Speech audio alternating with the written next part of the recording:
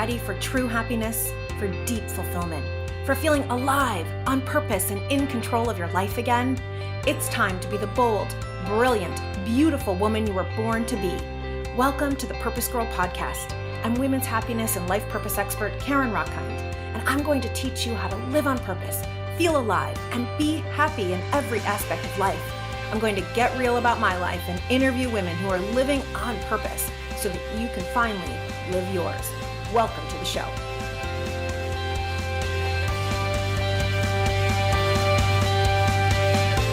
A couple of years ago, I was speaking at a conference of women lawyers, and I was talking about the 6 components, the pathways to flourishing, just like I'm doing in this series with you guys. And as I was talking about engagement, the idea of being fully present in your own life, a woman in the front row said, "Oh my God." I mean, she just said it so loudly. And I paused and I looked at her and she said, "Last night I was bathing my daughter and I was on my phone the entire time answering emails." And my heart just went out to her. This is no judgment toward her. I've done it. You've probably done it. We've all done it. We'll probably do it again. But it's just an example of how we're living our lives, that we're running around so busy. It's life controlling us instead of us being in control of life. I mean, is it any wonder then that we have an overuse of anxiety meds, of depression meds, that we have a lot of weight on us because we're just running around so fast in this culture? It's like busyness is honored, when I'm not sure that that's actually something to honor. You know, it's like we come up to everybody we meet and we say, "How are you? How have you been?" "Oh, I'm so busy." Okay, well, that's nice. We're all so busy, but are you happy? Do you feel fulfilled? Do you feel really engaged and grateful and present in your life? Chances are, if life is controlling you, and God knows I get myself into that place many times, but chances are, if that's where you are, then you are not fully happy and fulfilled. And so today's episode of the PurposeGirl podcast is all about how to be engaged in your life. This episode is part of the 6-part series that I began with positivity, right? I'm going through every other week in my solo episodes. I'm going through the different pathways, the proven research-based pathways to happiness and human flourishing. It's called PERMA-V. The P, remember, was for positivity. And today's episode is all about the E, which stands for engagement. Engagement, the idea of being fully in your life, right? Fully present, of having work that you love so much, you are in what the researchers call flow, where you lose track of time, having activities and hobbies that you just love to be in, and you're so in it, using your strengths, not just mindlessly going about your day and whatever happens to you, but being intentional. Because wherever our intention is, our attention goes. That's how the brain works. Which is why at the beginning of a yoga class, when I teach a yoga class, I love setting an intention. And I ask the people in the class, what is it that you most need to receive today? Is it love? Is it hope? Is it peace? Is it connection? And set that as your intention.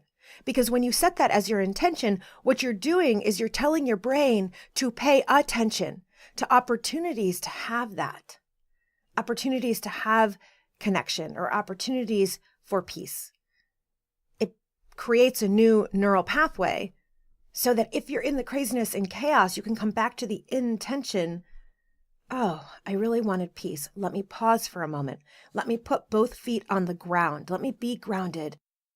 Let me take a few deep breaths and be engaged in my life.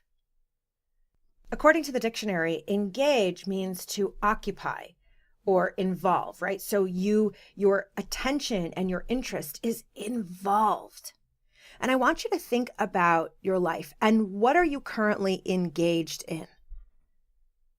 What mind chatter is your brain currently engaged in? Is it paying attention to? Is your mind constantly thinking about what went wrong yesterday, how you could have done something different in the meeting, why someone is not calling you back? all of the past. Why did your in-laws, snub you at that particular event? Anything that happened in the past. Or is your brain engaged in the future? Oh my God, what's going to happen? What if I don't get that job? What if I don't do well? What if my child gets ill? What if? So what we know, there's great work, a book by Eckhart Tolle called The Power of Now, is that pretty much when our brain is stuck in that past or it's stuck in that future, we're out of the present moment and we're not going to be as happy as we can be. Rather, we want to be engaged. We want to be present in the moment. And I'm not saying that this is easy. This is a practice. And meditation is one way in, and we're going to talk about that. Mindfulness is one way in. Using your strengths is one way in. And of course, you're going to want to stay tuned until the end of the podcast, because that's when I'm going to give you Purpose Power tools, including an online survey that you can go to in order to help you be more engaged in your life and know more about what makes you wonderful and what you need to live a happier life. So you're going to want to stay tuned for the whole thing. So when people think about being present in their life or being engaged, being mindful, often we get turned off, right? Because you think, oh, I don't know how to be mindful. I can't do meditation. I started meditating about 7 years ago when I started graduate school. And because all my friends were meditating and they would talk about, oh, I sat on my cushion for 15 minutes and, oh, I went on a meditation retreat. And my eyes, I kind of rolled my eyes a little bit. And really, I was rolling my eyes because it was something unknown to me. It was something I was kind of probably a little bit scared of because really I thought, I can't meditate. My brain never shuts up. And so I said to some of my friends, I can't meditate. My brain never shuts up. And they said to me, Karen, that's exactly why you need to do it. And I started thinking about it and I thought, okay, let me learn about this. And what they told me is that the idea isn't for your brain to not shut up. That is not what it's about at all. The idea is that you learn to notice and pay attention to when your brain is wandering off and going into mind chatter that's not helpful for you, and that you bring it back. And so it became a practice not to get my brain to shut up, but to notice, oh, my brain's been going off into la la land, worry about the future or regret about the past. It's been going off for the last 5 minutes or God knows how long. I'm going to bring it back and then take a breath and go off and take a deep breath. And the thing is that the way our bodies are designed, right? So we are the product of thousands of years of evolution. And our ancestors had the stress mechanism, the fight-flight response for short momentary situations that required it. So when a predator, a saber-toothed tiger or a bear was coming to eat them, when the floods were coming down and they needed to find new land, our bodies are designed so that when we have a moment of stress, then all of the unnecessary systems turn off, right? So our digestion gets turned off, our reproductive system gets turned off, areas that are not needed to handle that stressor get turned off, and all of the blood starts pumping to the parts of your body that are needed most in order to survive that experience. But that stress is only supposed to be in our lives, only supposed to be in our bodies for about 90 seconds. It's only there to help us fight or flight. But what we're living in is a state of constant stress and constant chaos. And it's not good for our bodies. And one of my favorite professors, may he rest in peace, Chris Peterson from the University of Michigan, one of the founding professors in positive psychology, he says, when we know what we know, why do we do what we do? Right? We all know that this constant stress isn't good for us. What we need are the tools. So one of the first tools for you to consider is simply what I mentioned about intention. So in this moment, set an intention. What is your intention for listening to this podcast? Set an intention about what you most need to learn, what you most need to receive. Or set an intention about your day. If you're listening to this on your way to work, then what would you need most today? Set an intention if you're on your way home from work. What do you most need at home? Because what we know from the research is that where your intention is, your attention goes. This is all about engagement, is all about you controlling life instead of life controlling you. So one of the first things that we need after you set an intention and you're clear about what it is that you desire in this moment, in this day, what we actually need to do is to understand our willpower and understand that we are at choice. So I've said this before, but let me be super clear. Your happiness is your choice. In fact, for Women's Global Happiness Day, there is a Women's Happiness Declaration. And the first line of the declaration is, my happiness is my choice. And it is understanding first and foremost that no matter what is happening to you in your life, and I know probably a lot is happening to you. I know so many of you, you email me and you are going through situations with partners or ex-partners or kids or parents. Work is overbearing. Pressures are overbearing. I get it. And the idea is that no matter what is happening to us in our lives, to remember that we are at choice about what we do. And so it begins with saying, I'm going to make a choice to become more engaged in my life, to be more present. One of the first things is to realize that you are in control of even the moment, right? So we can't control what happens to us. We can only control what we do about it. But what's required here, what the researchers call willpower or self-regulation, I like to think of it as showing up in the world the way that you want to show up. Because when life gets so busy, think about the woman at the talk I gave who was on her phone answering email during the bathtub, right? I've done this, so no judgment toward her at all. Question is, when you're bathing your child, how do you want to show up? When you're sitting at dinner with your family, how do you want to show up? When you are at work, how do you want to show up? And this isn't for other people, it's for you. What are the qualities? What are the ways of how you want to show up? And then one of my mentors recently used the word discipline. And I used to hate that word. I thought discipline just sounds like being controlled and it sounds like I want to run away. It sounds awful. But if we think about it, discipline is actually a key to happiness. Because if you have the discipline, let's say that you are sitting down to read a yummy romance novel, and this is your 10 minutes for yourself today. But the phone starts going off and you're getting texts or you're getting emails. It takes discipline to choose, no, I'm not going to answer. I'm going to be engaged right here, right now, and give myself these 10 minutes. And this is true of anything. Let's say you're in the grocery line and it's taking a half hour and the person in front of you is trying to use coupons that are obsolete and you just want to roll your eyes and you get so frustrated. It takes discipline to stand in that line and take a deep breath and look at that person with compassion that maybe she can't afford to do her groceries without the coupons. Now, I know some of this might sound Pollyanna, right? It might sound totally not doable or unrealistic. But this idea of discipline, and it goes in the way of pleasure too, right? How often do you cut yourself off from pleasure because you're allowing other people to get in your way? I say to a woman, so take time and just take a bath for yourself. Oh, I don't have time. You do have time if you have the discipline to say to your children, the next 20 minutes is mom time. Everyone gets their own time. This is mom time. In fact, one of my best friends, this is what she did when her kids were growing up in the household, is when they came home from school, everyone had quiet time because she couldn't just come home from work and suddenly be mom. She needed space. So she just had the discipline to say the first 45 minutes when everyone comes home is quiet time. So it's having that discipline, that willpower.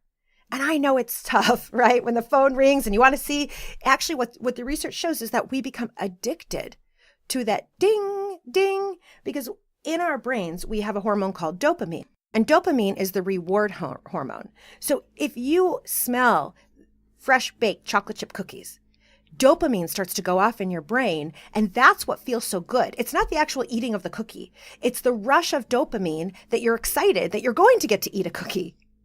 And so what happens is that we get excited that there's a text coming in, and the excitement is someone wants me. Someone needs me. And so even if you're not conscious of it, that's why we're so addicted to the phone.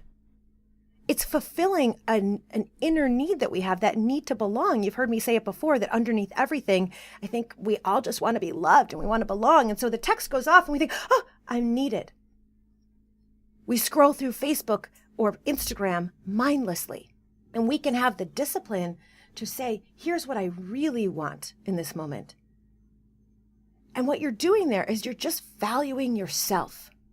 You're valuing your own time.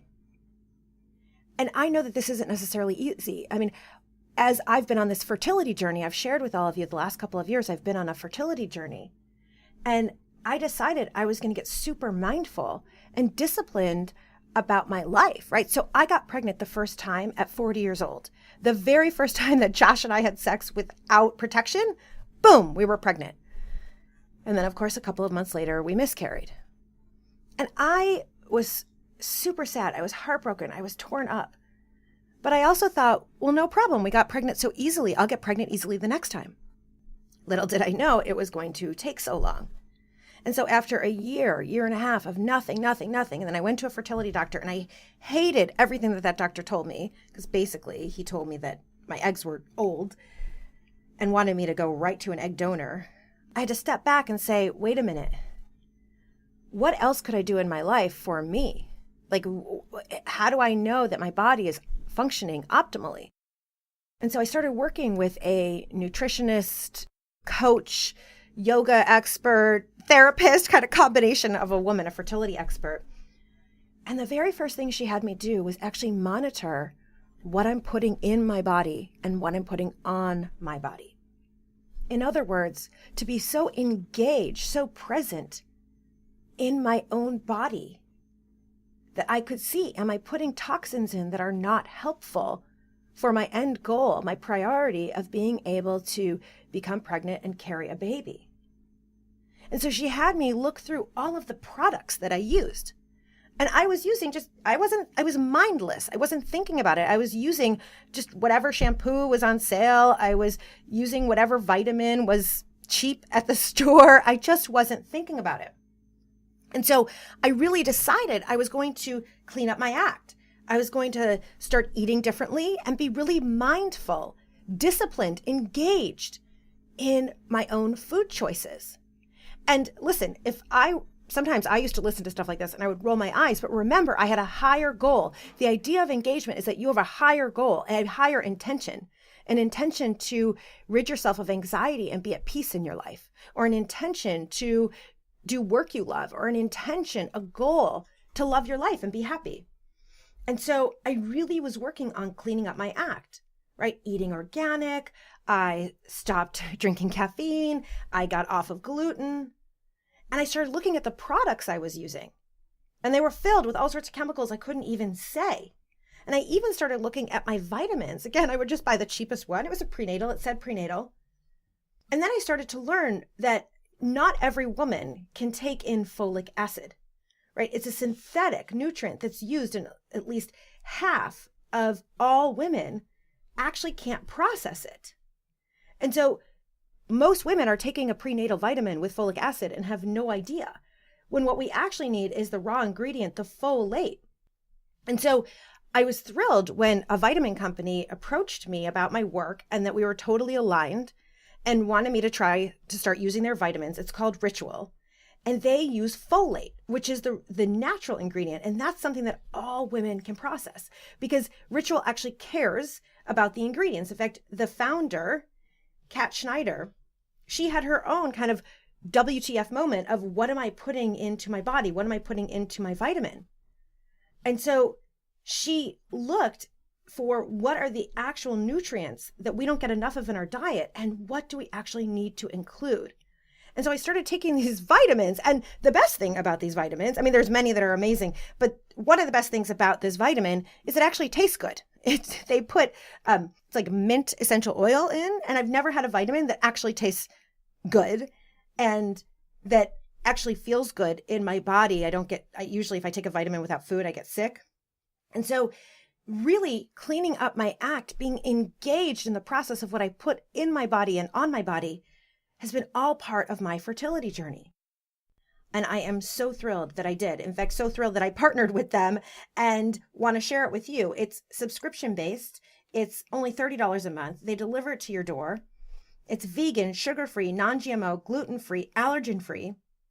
It's made in the United States, no colorants. In fact, I've never seen a vitamin. It's a clear case and you can actually see inside the vitamin what's in it.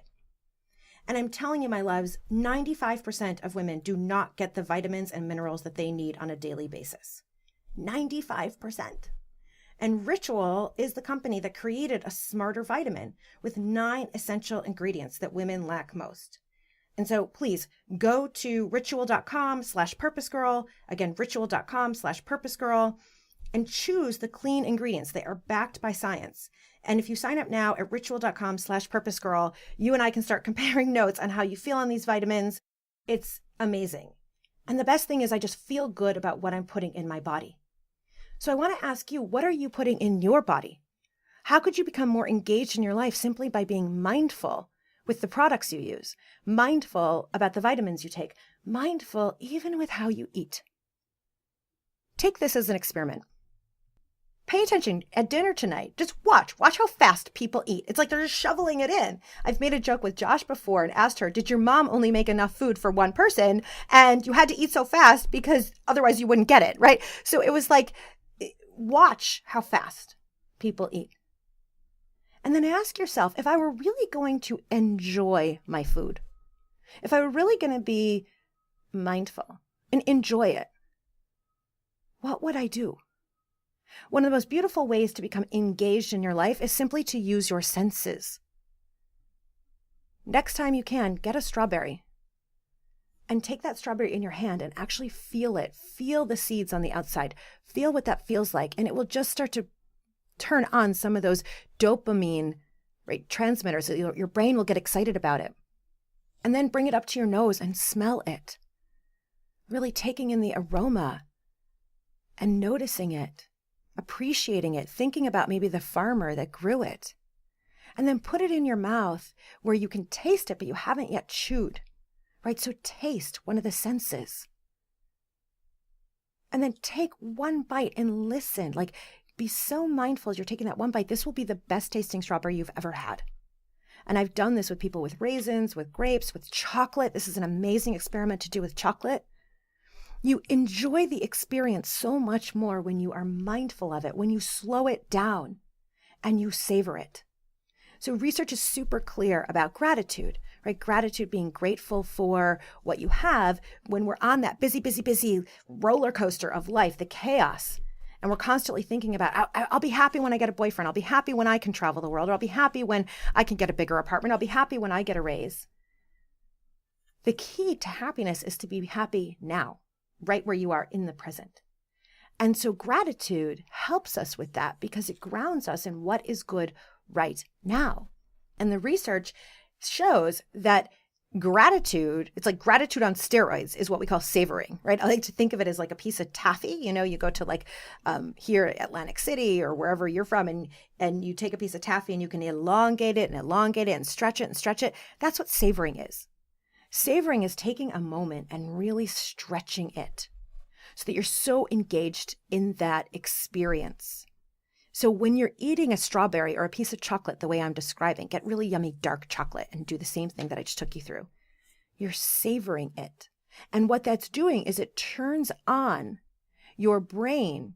It turns on all of the positivity areas of your brain that turn on the prefrontal cortex, which helps you to be more creative and better problem solvers and build trust and connection and helps you to be happier. And so we can be mindful about what we put in our bodies. We can be mindful about what we eat. We can savor the experience. With that, another concept in being engaged in your life is what we call flow. So I want to ask you, what do you love so much that you lose track of time doing it? You forget to eat, hours go by, and you can almost forget, right? So one of my clients, she paints, and this is her experience of flow. She's just so in it that she would forget that she even has, family at home. She's in it. Now, you might think that that sounds crazy and bad, but isn't it wonderful to have an activity, to have a hobby, or to have work that you're so engaged in you lose track of time? So researcher in California, Mike Csikszentmihalyi, he coined the term flow as the optimal human experience. And he was so curious, he's a happiness researcher, and he was so curious about people who rock climb, for instance. And they're not getting any money from rock climbing. They're probably getting some physical pain from it. So why do they do it for hours? Why do they spend their entire weekend doing it? And what he found is that these people are doing it because that optimal experience of flow, of being in the zone, feels so good. It feels so good to be engaged in your life, because what it's giving them, it's kind of just where their skill set meets challenge. It's like just at the edge of that comfort zone. And so it's giving them a sense of personal satisfaction. It's giving them a sense of fulfillment that they can do something at the edge of their comfort zone. It's giving them a sense of confidence. It's giving them a sense of achievement. And so the opportunity for all of us is to discover what would put us in flow, what would give you that feeling of optimal functioning. For me, I can get into that place when I'm giving a talk. My goodness, like 45 minutes, whatever amount of time. Companies will say, how long do you need? Do you need 20 minutes? Do you need 45 minutes? I say, I'll take whatever you give me, because I get so into the flow. Doing this podcast is the same thing. I constantly lose track of time. And then I'm like, oh my God, okay, my episode needs to come to an end now. So what is it for you? And ideally, you will have a hobby or hobbies that you are in flow with. You're so fully engaged. And then what we know is the more or you'll have work or both. And the more you have flow experiences in your life, the happier you will be in the rest of your life. Because now you have filled up your heart, you've filled up your soul, you have really filled yourself up on satisfaction, that when you're giving to others, you're giving from the overflow. You're not giving from kind of where you're so depleted and so exhausted and you're just basically like running on fumes. That's when we become temperamental toward people. That's when we lose our temper. We become bitter, resentful. Having an activity where you get into flow allows you to fill yourself up so that you're giving to others from the overflow. Another aspect of being engaged in your life is living, working from your strengths. So often our society, and frankly, our critical minds, focus on our weaknesses. Oh, I didn't do that presentation well enough. Oh, I could have done better teaching that class. Oh, why did I say that to my friend? Oh, I shouldn't have yelled at my kids. And we focus on what is wrong. Now, there is an aspect of that can be good for us if we're using it as an opportunity to learn and grow and say, how do I want to do it differently next time? But that's not how most of us engage in the negative, beating ourselves up, harsh behavior toward ourselves. And this even extends, it's not always just us toward ourselves. We're constantly seeing advertisements that tell us that we're not skinny enough, or our hair is too gray, or something's wrong with us. And the same is true, at work. When I work with a lot of companies and I talk to them about performance evaluations. Performance evaluations often focus on what someone could do differently. And even if you have the best manager who's focusing on what someone did well, and then there's one point that someone has a weakness or could do differently, the human brain has what we call negativity bias, right? That bias to go toward the negative, and that's because of our fight-flight mechanism. Well, that means that typically what most people do is they'll focus on the one thing that they did wrong or their weakness. So we have to counteract this kind of natural way of thinking. As I said in the last part of this series, we have to counteract it with more positivity, more being grateful in our life. One way to do that is to intentionally, remember, where your intention is, your attention goes. Intentionally focus on your strengths. What is best about you? And in order to know your strengths, I will always ask new clients I start working with, what is the best thing about you? And sometimes, often, maybe it's half and half, people will know and they'll say I'm kind, or I'm generous, or I'm creative. But half the time though, people will say, I don't know. It's too hard for me to answer. And this can be hard for both men and women to answer. I think sometimes it's more challenging for a woman to answer because we've been told not to be boastful, not to speak about ourselves, to be kind and polite and quiet. And we're waiting for someone to honor us and recognize us instead of us recognizing ourselves. What we have to do is shift into knowing our strengths and being so proud of them that we are living from that place. And this is an incredible way to be engaged in your life, right? It's mindless chatter that can go on for a half hour, for an hour, for 3 hours, to just let your mind run off with everything you did wrong. It takes that discipline. It takes that willpower. It takes that intention to say, let me focus on what I did well, right? So when I first started as a public speaker, the first time I remember, someone was on their phone and I was concentrating on that one person on their phone. Now, other people were laughing or enjoying, right? But why is that one person on the phone?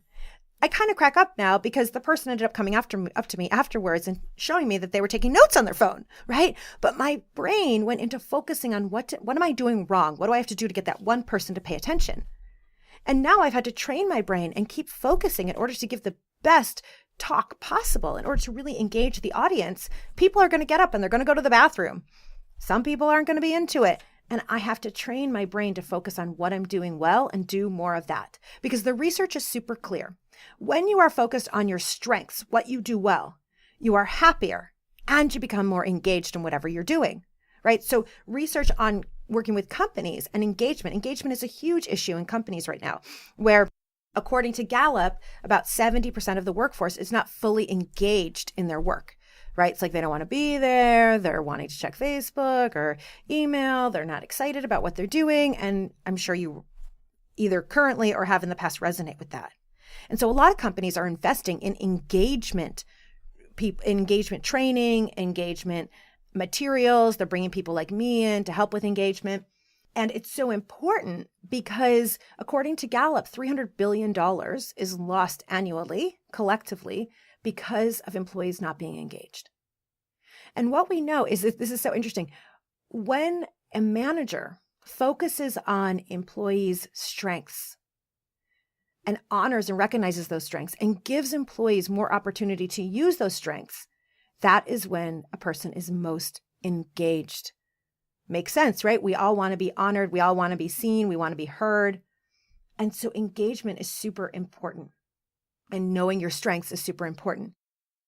So there are a couple of ways that you can go about understanding your strengths. And here begins your purpose power tips. Number one, you must know your strengths. So as I've shifted my own mindset from focusing on what I do wrong to what I do well, and aligning my whole life to what I do well, let me tell you, my top strengths are appreciation of beauty and excellence, right? My whole life is about appreciating excellence. I love being in a room full of people and being able to point out the person who's so creative and the person who's such a good friend and the person who is so charismatic. And I love telling people what is best about them. So it's aligning my actual strength with what I'm doing. Other strengths of mine are zest, courage. I feel so good about myself when I am being brave, right? So there is a tool, it's called the VIA, Values in Action, Survey of Character Strengths. You can get it on AuthenticHappiness.com. And of course, it's in the show notes, AuthenticHappiness.com, and the link in the show notes. And this was created by two of the founders of positive psychology, my field. And basically, it was created because when you go to a therapist, they diagnose what's wrong with you. They diagnose you as having an illness, depression, or anxiety. Super important. But these two individuals, Dr. Martin Seligman and Dr. Chris Peterson, wanted a tool to diagnose what's right with you. Because what the research shows is that if we can support someone in knowing what's right with them, it is an intervention in itself for a survey to tell you you're kind, you're creative, you're a natural leader, without even having to do anything, just having this psychology, like these are top psychologists, someone from the University of Pennsylvania and someone from the University of Michigan. These are top psychologists who created this. And so that is an amazing tool I love for you to know your strengths. VIA, Survey of Character Strengths, and it will tell you to rank them, and for 24 of them, it will rank your top 5. And the way I do it is don't worry as much about what's number 1 and what's number 5. The way that they show you, you don't even know what the point differences between number 1 and number 4, or between number 5 and 6. So there could be several ties. So look at the top 6, 7, 8, and what are the 5 that most resonate for you? And then ask yourself, how can I be intentional every day this week? Let's say 1 is creativity. So on Monday, you'd say, how can I be more creative today?